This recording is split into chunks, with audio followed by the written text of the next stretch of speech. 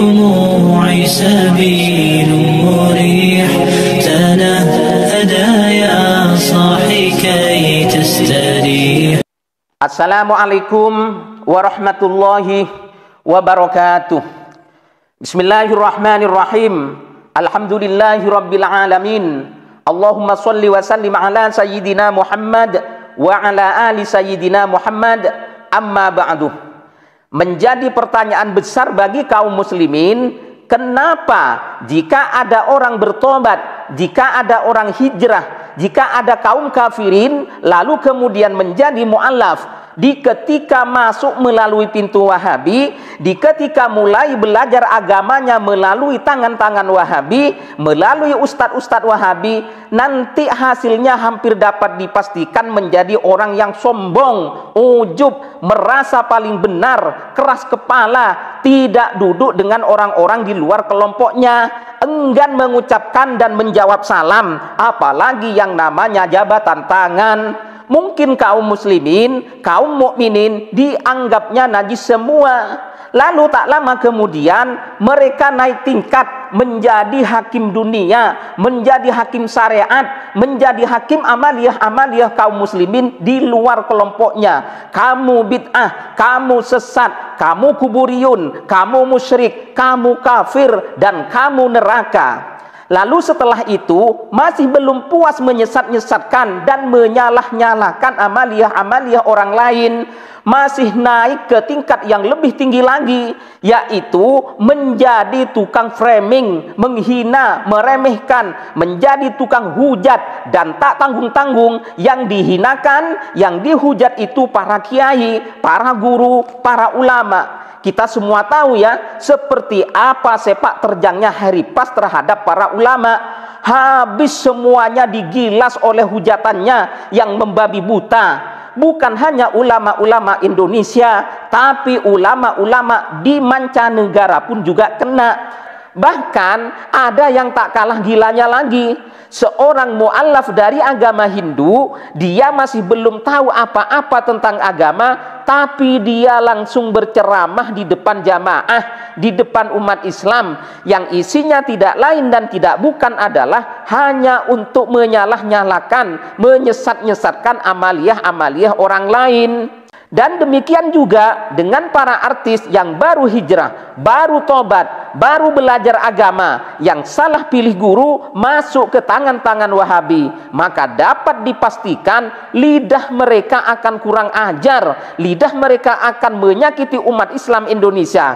Kalimat-kalimat yang terlontar dari lidah mereka akan menyakiti umat Islam Ahlus Sunnah wal Jamaah.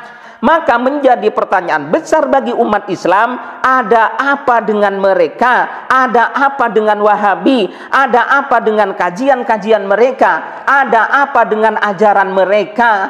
Padahal apa-apa yang ada di Wahabi itu semuanya disebut dengan sunnah. Ustadznya disebut dengan ustadz sunnah, da'i sunnah, masjid sunnah, majelis sunnah, kajian sunnah. Bahkan kendaraan dan perusahaan yang dimiliki oleh Wahabi juga disebut dengan sunnah. Muge sunnah, motor gede sunnah, laundry sunnah, dan yang lain-lain. Akan tetapi di dalam fakta dan kenyataannya justru bermasalah dengan sunnah, seperti yang saya sebutkan tadi di atas. Bahkan saking parahnya, buruknya perilaku mereka, saking tak beradabnya, saking brutalnya, saking sombongnya, saking keras kepalanya, saking keterlaluan tak beretikanya, saking parahnya kejahilannya, saking keterlaluan yang merasa paling nyunnah, paling benar sendiri, sampai-sampai Ustadz Yazid Jawas menyempatkan diri di akhir-akhir kehidupannya untuk memberikan wasiat, untuk memberikan nasihat pada Hari Pras,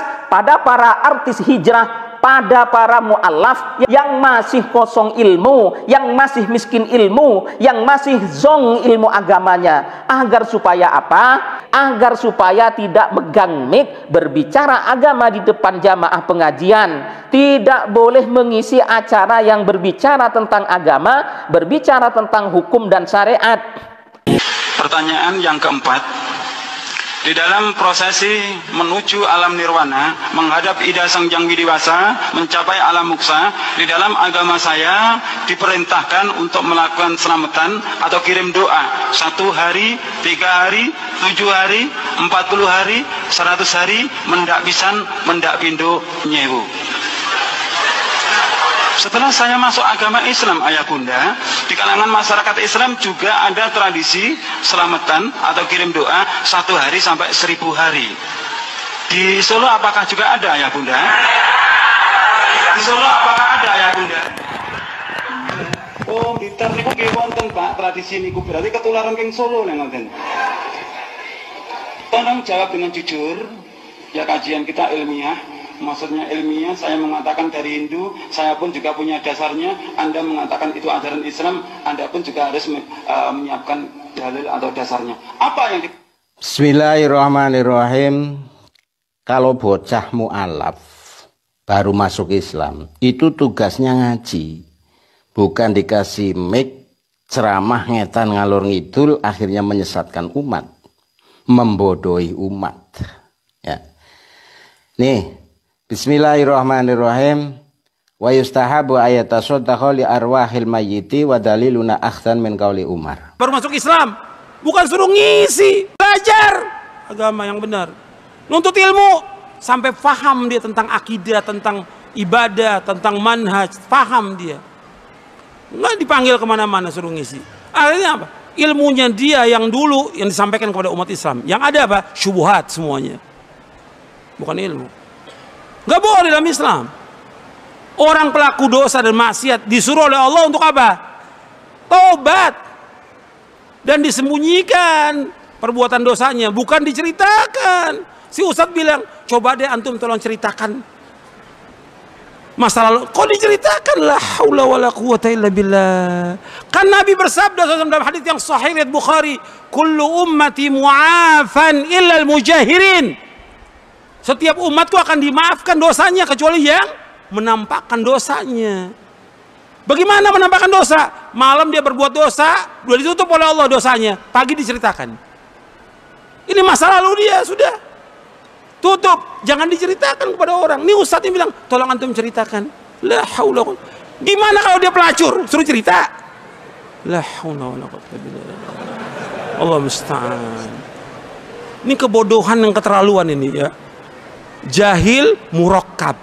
Karena terus terang saya baru tahu sekarang kalau yang namanya Al-Fatihah, saya sering banget membacakan surat Al-Fatihah untuk orang-orang yang sudah meninggal, biasanya habis sholat, tapi ternyata Rasulullah tidak menjalankannya loh. Nah itu dia, kira-kira ada dalilnya untuk itu. Apa? Nah, Ya, balik lagi ini supaya kita menuntut ilmu, kan menuntut ilmu itu wajib ya, betul dan ini sekali. menjadikan kita sebagai seorang muslim dan muslimah yang semakin berilmu. Dan Orang yang baru tobat nih, dijadikan host. Jadi apa? Pembawa acara sama ustadznya. Ini yang bodoh nggak tahu siapa nih. Apa ustadznya apa hostnya yang bodoh ini?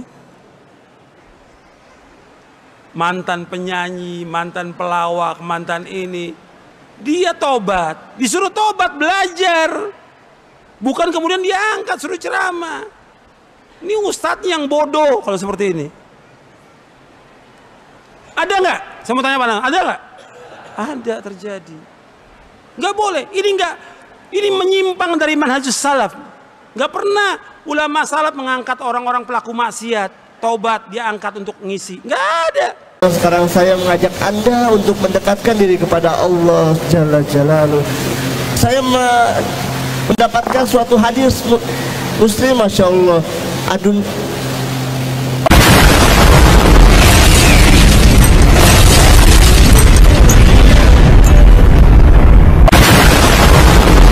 Dunia sejudul mukmin wa jannatul kafir. Dunia ini adalah penjara buat orang mukmin dan surga buat orang kafir. Kenapa dibilang penjara? Ini kita yang beriman kepada Allah, Masya Allah, diberikan suatu kecukupan. Orang yang baru tobat nih, mantan penyanyi, mantan pelawak, mantan ini, dia tobat, disuruh tobat, belajar, bukan kemudian dia angkat suruh ceramah. Ini ustadznya yang bodoh kalau seperti ini. Ada nggak? Saya mau tanya Pak, ada nggak? Ada terjadi. Nggak boleh. Ini menyimpang dari manhajus salaf. Nggak pernah ulama salaf mengangkat orang-orang pelaku maksiat, taubat dia angkat untuk ngisi. Nggak ada.